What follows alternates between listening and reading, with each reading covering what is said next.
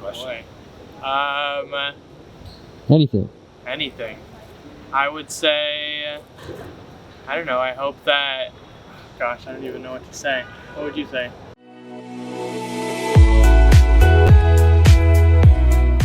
What's your name? I'm Griffin. I'm Ethan. Where are you from? I'm from Seattle. I'm from Washington, D.C. How are you in this present moment? Doing pretty well. I was really hungry right before this, but I'm feeling very satisfied. It's not too hot either, so. Pretty good. Moved to the city today, so a lot of new experiences. I'm pretty excited. What is something you're grateful for? I am grateful to, I just spent the last week with my family, so I'd say I'm really grateful that I got to spend that time with them since it's coming a lot less frequently these days, so I'd say that's a big one for me. I'm probably grateful most right now for all the friends that I have that are going to be in the city and like a support system that I already have in place. What does happiness mean to you? For me, happiness is feeling content with how life is for you, and I think feeling fulfilled in your day to day, and just like in a more broad sense, like how your life is in what direction it's going in. Yeah, fulfillment was the word that came to my mind. Like emotionally fulfilled, and also fulfilled not necessarily with your work, but in the things that you're doing, every day, and like opportunities just that you're taking advantage of throughout your life that make you feel like you're getting the most out of life. Sadhguru, have you heard of him? No. Let's watch a video by him. Sweet. All right. Say, how to address the larger issues of my life. There are no large issues in your life.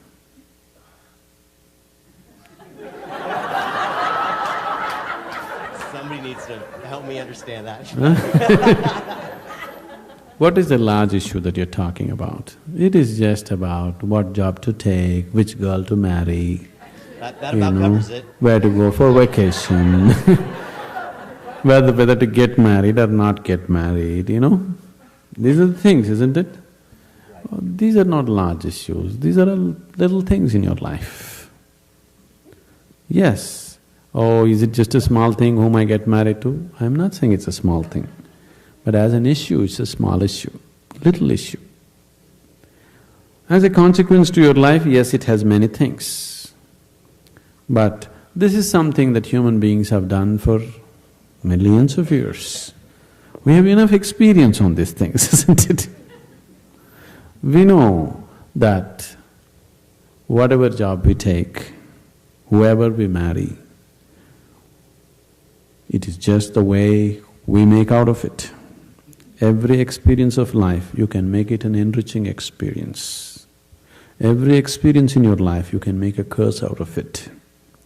See, there is nothing wrong in your job, whatever job you're doing. There's nothing wrong getting this job, there's nothing wrong in losing this job. There's nothing wrong in getting married, there's nothing wrong in getting divorced. There's nothing wrong in not getting married. There is nothing wrong in anything, there's nothing wrong in this or that. But it is just that you make misery out of it, that's wrong. If you do this, you make misery out of it. If you do that, you make misery out of it. That's what is wrong with you. So you got married, is it wrong? That's not the point. There's nothing wrong with it. You did not get married, is it wrong? No, there's nothing wrong with it, that's wonderful too. You got divorced, is it wrong? No, that's also wonderful. It is just that you make misery out of everything, that's what is wrong. You just address that one issue, everything will be settled. That's what we are looking at. How not to make misery out of everything. If this one thing is settled, everything is settled, isn't it?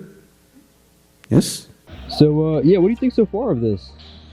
I feel like in terms of like the way he talks about like framing, the things that are happening in your life, I think is pretty interesting. And what was the last bit?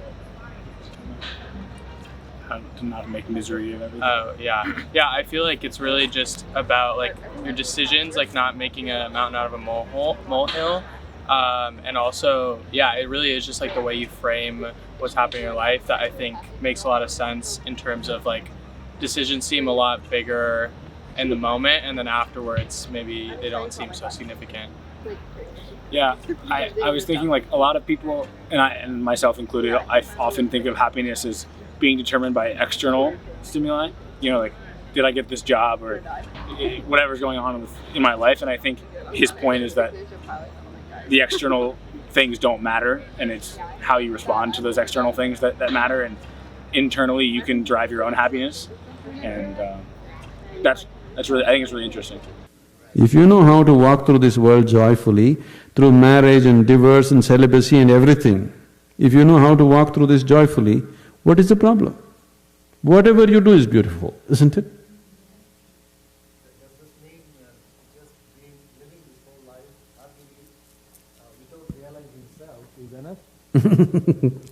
That comes next.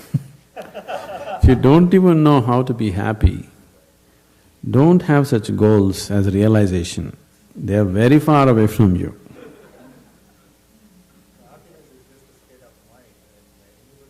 See, you are just dismissing something very fundamental to your life with a stupid definition. Happiness is not just a state of mind, it is just the basis of the quality of life that you live here, isn't it? Is it such a small thing, happiness? Oh, it's just a state of mind. Is it a small thing? It's the biggest issue, isn't it? In your book you have written, this is the minimum thing to do in life is Yes. be happy. Yes. And if I do that in the entire life, will I be fulfilling my life? No. No, I didn't say that.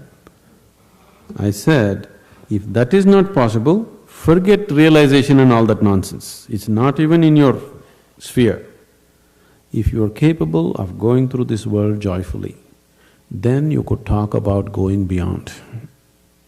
If you're not even capable of going through this joyfully, talking about beyond is no good. There is no way, I'm telling you. There is simply no way. For a person who is constantly creating inner battles all the time, how will he deal with the bondages of life and how will he transcend that? There's no question. It doesn't arise in your life. So first thing is working towards to be a blissful human being. If that happens, the rest becomes very simple. Because a blissful human being, once your happiness is not at stake, anything that's needed you will do, isn't it? Right now you cannot do what's needed because always your happiness is at stake. You are thinking which is the right thing to do, which is the right thing to do. There is no right thing to do in your life. There is no wrong thing to do in your life. If you know how not to make misery out of everything that you do, whatever you're doing is the right thing. If you're making misery out of everything that you do is the wrong thing. So that's the only issue you have to look at. Others are all petty things. What does it matter which way you do it? What'd you think of the video?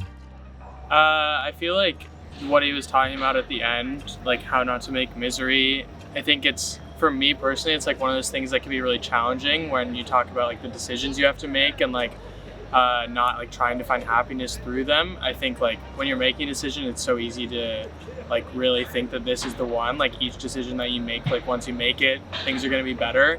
And so like kind of stepping back from that is probably what I took away, even if that's like, I mean, that's a very challenging process to engage in right in the middle of making a decision. I guess I took away like the way he framed what you need in life. In like AP psychology, you learn about like Maslow's hierarchy of needs, and right, you have like obviously like food and like water and things that are like sustaining life on the bottom, and you get to the top and it's like your happiness and your like self-actualization. And the way he was kind of framing it is like happiness is the basis for your quality of life. And I think that's kind of cool because sometimes I feel like being unhappy can be crippling. Like you aren't able to go and like do the things that you need to make yourself like not literally survive, but to get by through life and be happy. Like you can't do that when you're just like totally crippled by like depression or whatever. And so setting that as like the first step, and as he said, like the rest will follow, like you'll be able to accomplish what you need after that. I think an interesting way to look at things, especially right now. Like mental health is becoming such a bigger part of the conversation. So it was a cool video. Would you say your view on happiness has changed, happiness or joy has changed after watching this? I feel like maybe not entirely, but I think that next time I'm probably making a big decision, I'll stop to think whether it's like I need to be placing as much importance on it as I do. So I don't know if I'd say my view on happiness has changed, but I feel like that'll probably enter my mind more now. I think I might try out like making happiness entirely internal. Like, you know, like if I start getting upset, like see if I can just like turn it around for myself in my head. Because I do view happiness as oftentimes like driven by external factors, but maybe I can have a lot more of an impact on it than I previously thought. So. And what do you think of the guru himself after watching this first video of him? I mean, he seemed just very straightforward with, you know, the way he delivered what he was speaking about, and you know, like not mincing for words or kind of walking around people's questions that he had for them. So, I mean, I thought that what he spoke about, he like was very well spoken and did a good job of kind of communicating these concepts that are sometimes kind of a little bit more heady. Yeah, he clearly knew, at least he seemed like he knew a lot about these topics. Like, excuse me, like, you know, he'd been working on these type of ideas for quite some time, and he seemed like a very content, happy man himself, so probably a good person to listen to. Was there anything you didn't understand from the video? Or didn't agree with?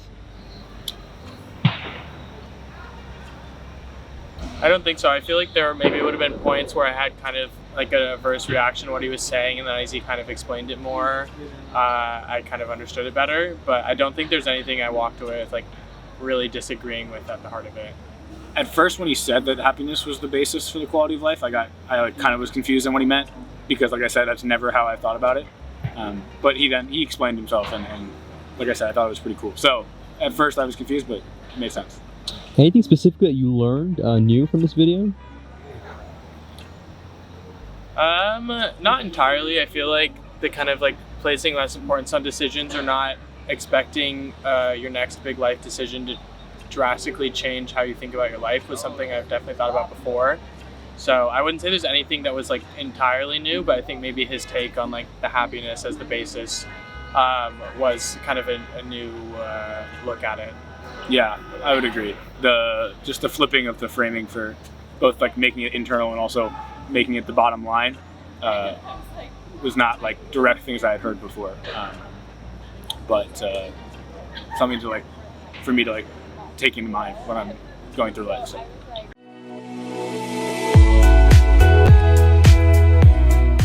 Any message you have for the world? Anything you want to say? Here's a spotlight. Big question. Anything. I would say, I don't know, I hope that, gosh, I don't even know what to say. What would you say? I don't know, like,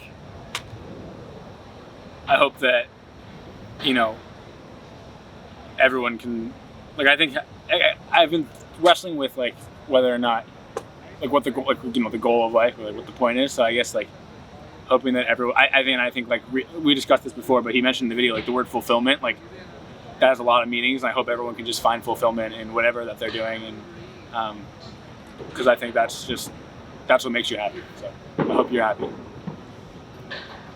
Yeah, I guess I'll tag on to that, but I think my message to the world would be that, yeah, I hope that everyone can find their passion that fulfills, and I would be curious to know, you know, like all of the different ways that people do find fulfillment, because I'm sure there's plenty that I haven't even thought of.